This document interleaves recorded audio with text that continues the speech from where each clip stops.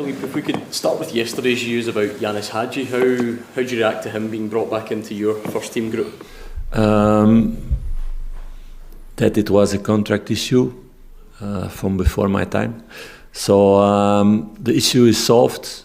So both parties, the club and Hadji, came together, and now it's resolved. So then it's normal. He's back in the squad training, and it's by getting him back to his best level. That's the job now to do.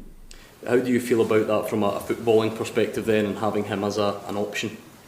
Yes, it's not an option yet, so there's a way to go, of course. But the more players you can have that can make a difference for your team, the better as a gaffer. So clearly, I'm happy then that this situation that I didn't like to have is resolved now. You've said before, as it's a contract issue before your time, does there become a point where you can get involved to try and urge both parties to sit down because you want him as a part of your team, or do you have to stay out of it altogether? I don't want to respond to that. So that's internal business. Dujon Sterling, a new contract for him as well. What does that say about the way you and the club see him? That Dujon showed several good things last season, this season. For me, last season more than this season. He struggled a bit with his fitness, so we need to get him better in that way.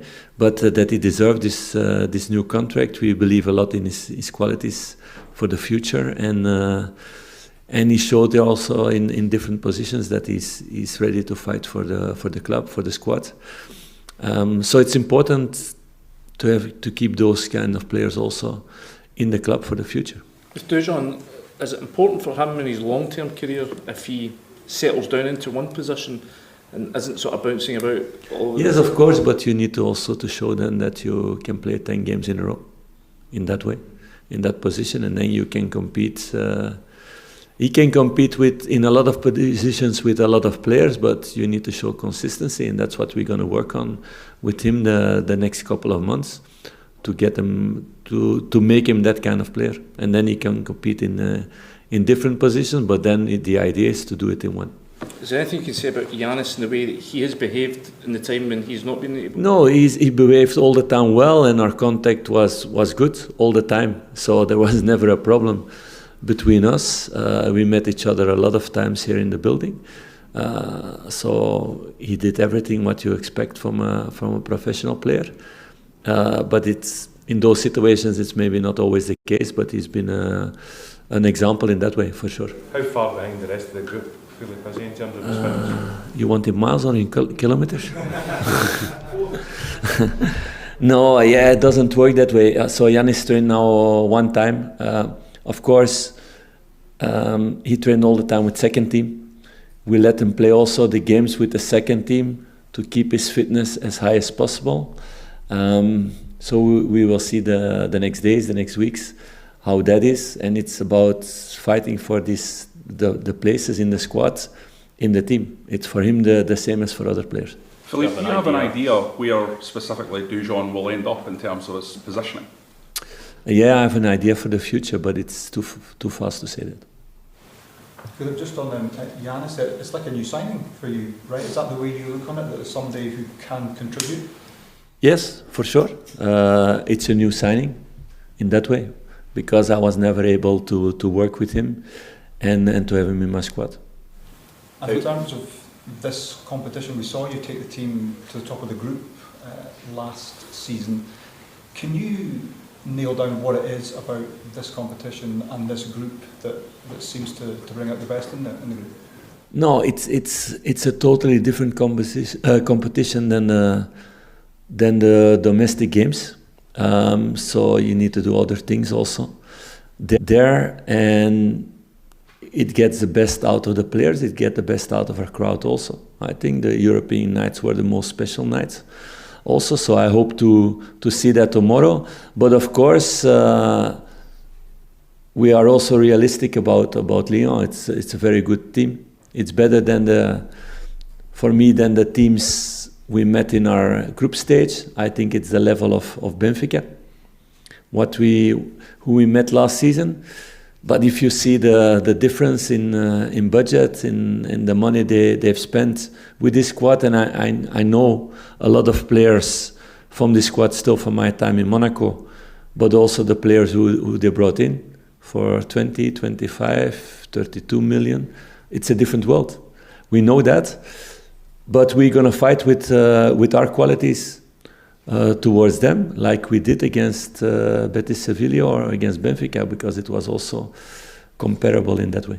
Philippe, you mentioned it there about playing at Ibrox again. How much will that give everyone a lift, the first European game at Ibrox this season? No, everybody's looking forward to that, and I think the fans also, they love to see quality. They're demanding on that way, so they love to see also quality on the other side, as long as we win. So those are always exciting nights as a fan, I think. This Lyon team has a lot of experience, a lot of players with a really big career, like I said, in Arsenal, or Matic in Chelsea and Man U, or Tolisso in Bayern Munich, and they have a lot of young, exciting talents also, like Cherki, who's one of the stars of French football, but also the new wingers with Fofana, Nuama, Zaha also has a big reputation. They have two squads with quality players. So that's always exciting to see what we with our qualities can show against that. So I'm looking forward to that. On Giannis, you mentioned it was a contract issue. Are you able to say if he's made a sacrifice to... Yeah, I said both parties worked towards each other and found each other finally. So that's a good thing. In terms of your squad selection, is Mohamed back after missing the Hibs game?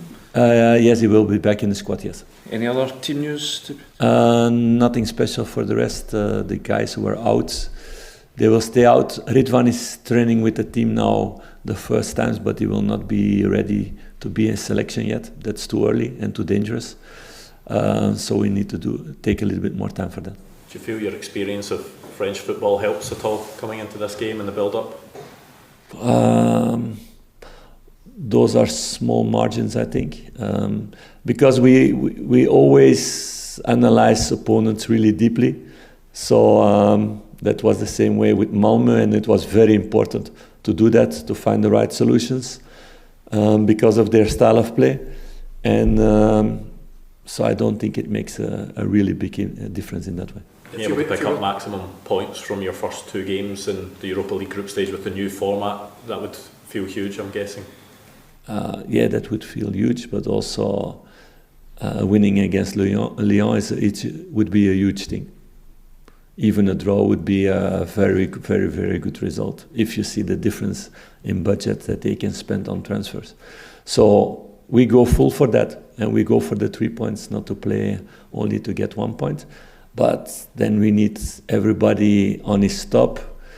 We need a few players who go above their level, and to have an amazing evening with the fans being like a 12th player outside the pitch, but that you feel the energy on the pitch. That's what we need also. When you're game planning for Lyon, how much importance do you have to give to what they can bring off the bench late in games? Yeah, of course you need to think about that.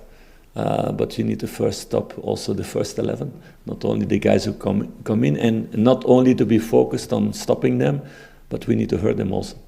Otherwise you're under pressure all the time. And they have so much technical qualities in the final third that they can make the difference, always with one action and one individual action. So they have 4, 5, 6 players who can do that, and they have 5, 6 players on the bench to bring on in that way.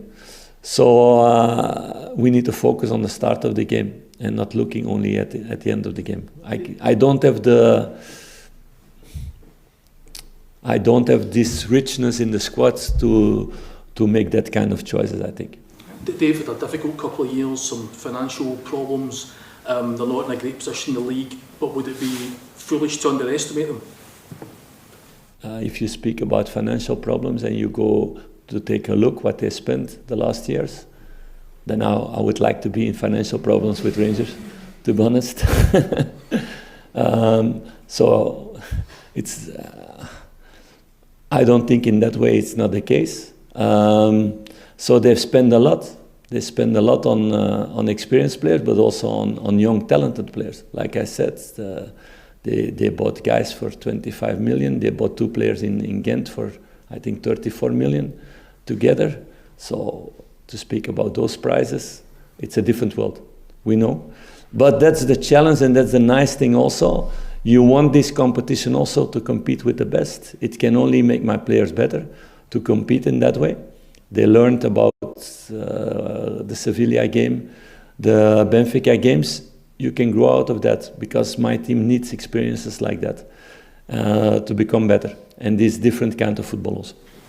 Jack was praising the 2 central defenders, Proper and Suter, earlier on. I wonder what your assessment was on their partnership. Do you see green shoots of something quite exciting? Yeah, it's better and better, and we have also Leon Belligan still there, who knows his role in the squad and who is excellent in that way and showing also quality in the training. We have Nana also who can play as centre back, or even Dujan. So the partnership has been good. It's also important with new players that you can create these connections and this partnership on the pitch, and that they can get to know each other.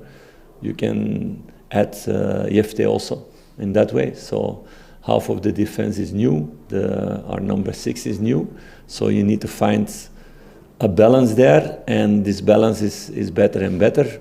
What is normal also, the more you work together, if they take the right conclusions after every debrief we make of the games. And they're really hungry to get better, to make less mistakes, and that you see, and it's now positive that we have 4 clean sheets in a row. And in a game like this, where you know it's going to be challenging ahead of the game, you talked about the budget differentials between the 2 clubs. Do you spend more time looking at the shape, looking at different tactical elements than you would in a normal game? No, I have respect for every opponent.